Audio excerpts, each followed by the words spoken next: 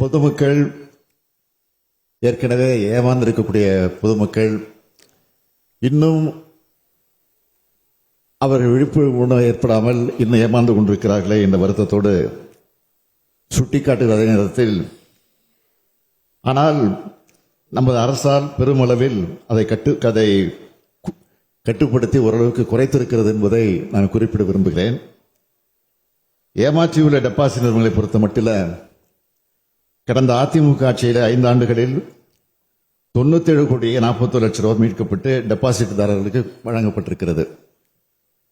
அதற்கு பிறகு திராவிட முன்னேற்ற ஆட்சி பொறுப்பேற்றதுக்கு பிறகு 4 ஆண்டுகளிலே 102 கோடியே 96 லட்சம் ரூபாய் டெபாசிட்தாரர்களுக்கு திருப்பி கொடுக்கப்பட்டிருக்கிறது.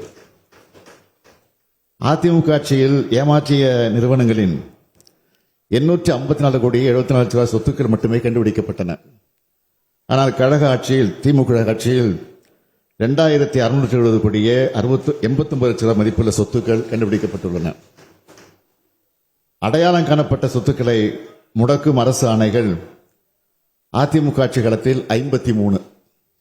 ஆனால் கழக ஆட்சியில் 100 ஆணைகள் வெளியிடப்பட்டுள்ளன.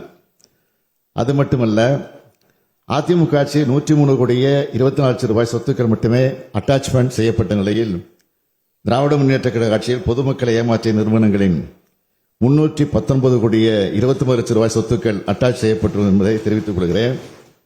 ஆகவே பொதுமக்களுக்கு நம்பிக்கை அளித்து டெபாசிட் பெற்று ஏமாற்றி இருக்கக்கூடிய நிறுவனம் பணத்தை பெற்றுக் கொடுக்க இந்த அரசு முன்பிருந்த அதிமுக அரசை விட தீவிரமாக செயல்பட்டுக் கொண்டிருக்கிறது என்பதை இந்த நேரத்தில் நான் மாண்புமிகு உறுப்பினருக்கு சுட்டிக்காட்டுகிறேன்.